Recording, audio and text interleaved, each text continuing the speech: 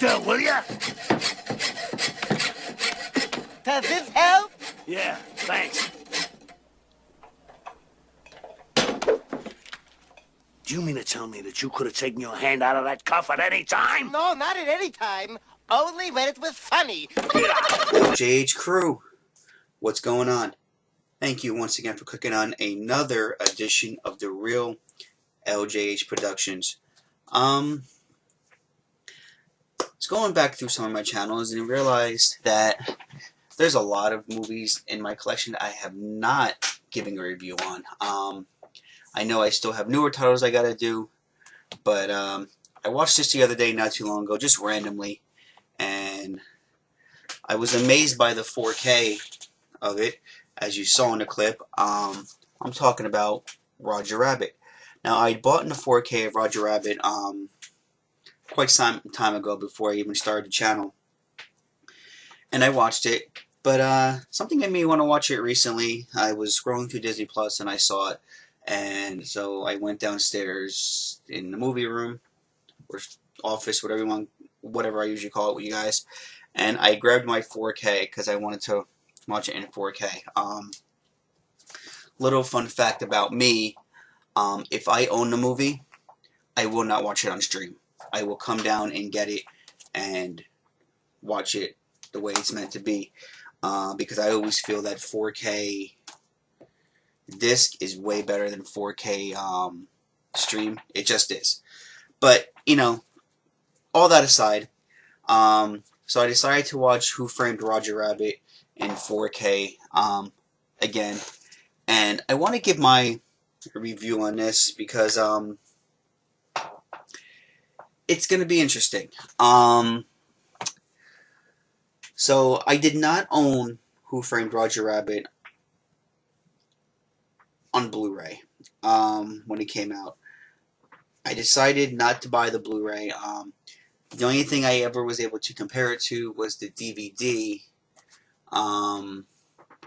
which I no longer have in my possession. When I got the 4K Blu-ray, I had given it away to like a little cousin or something who has never seen the film. So, but remembering the DVD and how the 1080p on that was okay, like, I always thought that it could be done better, and I felt like it was kind of rushed. That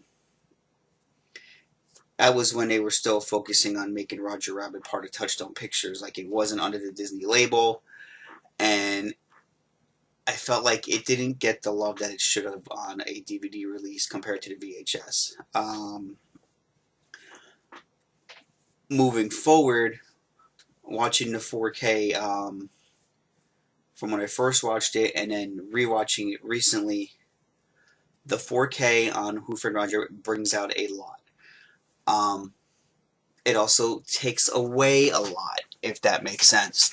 So, one of the things that I noticed in the 4K of Who Framed Roger Rabbit is a lot of the darker scenes I feel could have been brighter.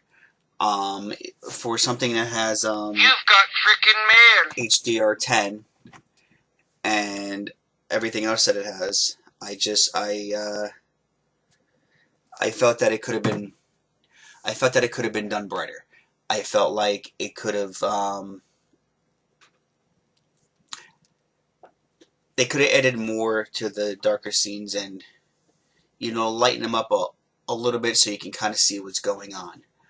However, the scenes that are meant to be bright and colorful and just meant to blow your mind do.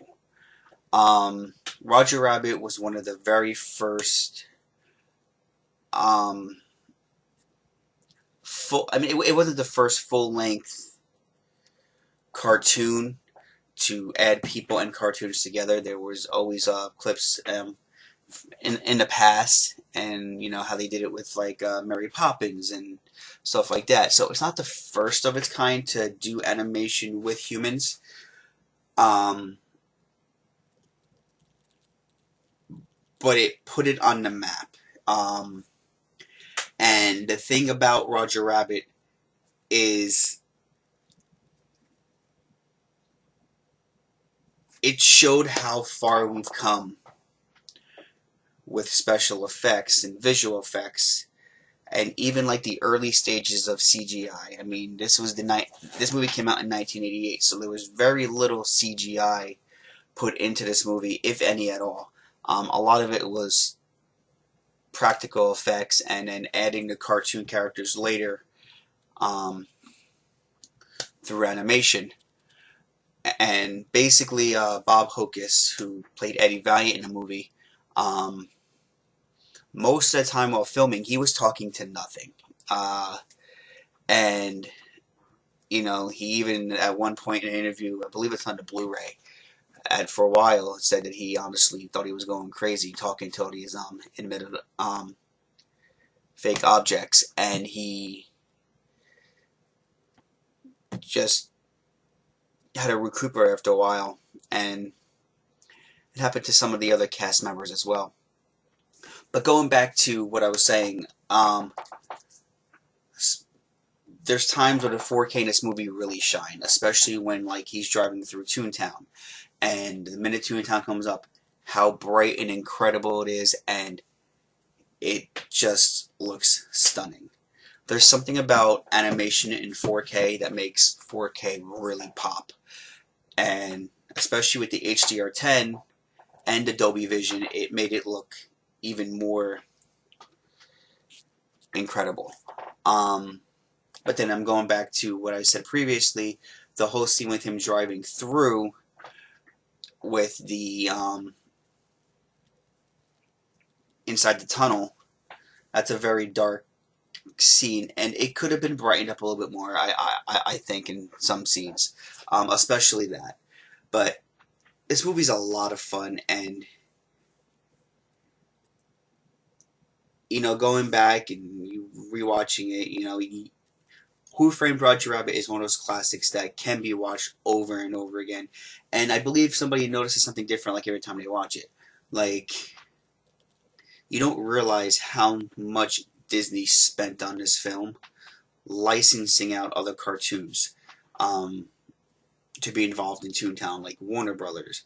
Like, there's appearances by Yosemite Sam, there's appearances by Bugs Bunny, there's appearances by, I believe at one point I even saw Casper, Porky Pig. This is when studios were willing to cross with other studios to make such a good film, and Who Framed Roger Rabbit is that exception. And I wish we had more of that, because I feel like everybody's so competitive now about, oh no, we own that, you can't, we wouldn't dare do that now.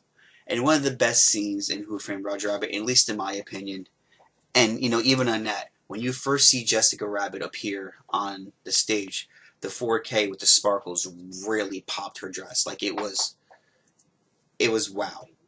But one of my favorite moments in Who Framed Roger Rabbit is the piano competition between Daffy Duck and Donald Duck. And it's so funny, because they would never collaborate and do that now, because everybody's worried about, I'll say, crossing streams. Let's use a Ghostbuster term there. Crossing streams and doing something like that. It wouldn't happen now. And it's a sad thing, because if they really, really want to do it, a Mickey Mouse and Bugs Bunny movie crossover could work. And Who Framed Roger Rabbit was like the start of that. You know, they definitely could have made that work and made it look really, really cool. But, you know, it's just, everything's competition now, and it's a sad thing. But what's not sad is how this 4K transfer, it's 4K for animation at its best, and then you threw the real people in there, and it was done good. Like I said, the dark scenes could have been brightened up a lot better. There's no doubt about that. But it also shows at one point that Disney did care about their 4Ks.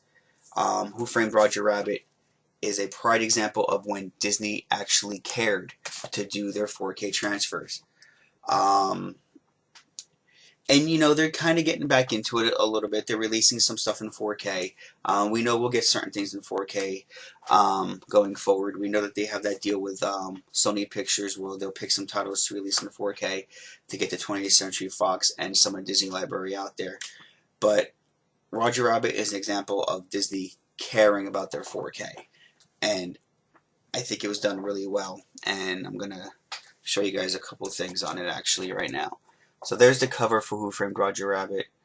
The only thing that I wish they had done with this is I wish they had put Eddie Valiant on the cover, but they used it to sell Roger Rabbit.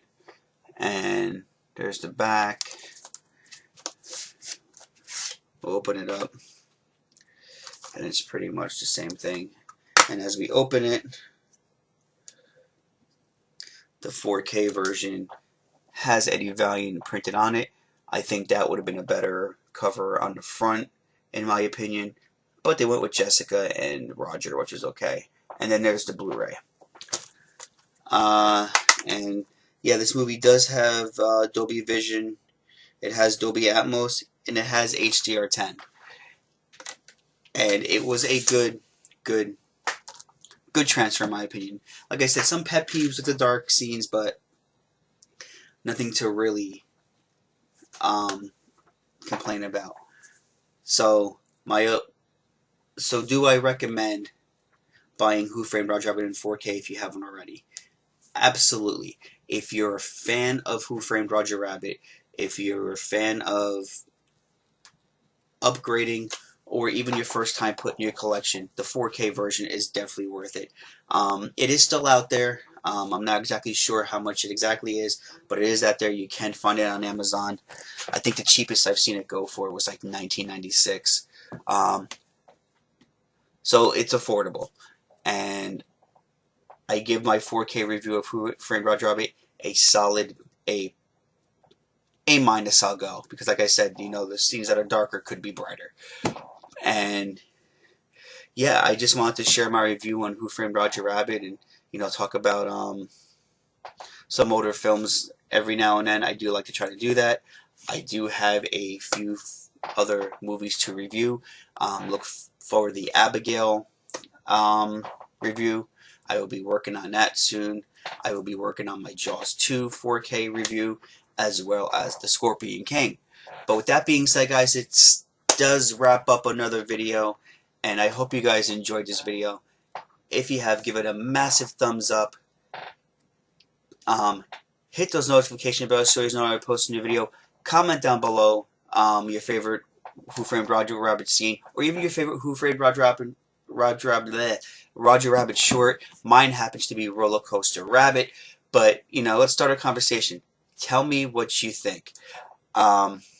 But with that being said, subscribe to the channel if you haven't already. We talk about physical media on this channel all the time. Movie reviews, trailer reviews. I try to cover it all. And don't forget, once you hit 500 subscribers, I do have that copy of Spider-Man 2 that I'm giving away for the PS5. It is still here.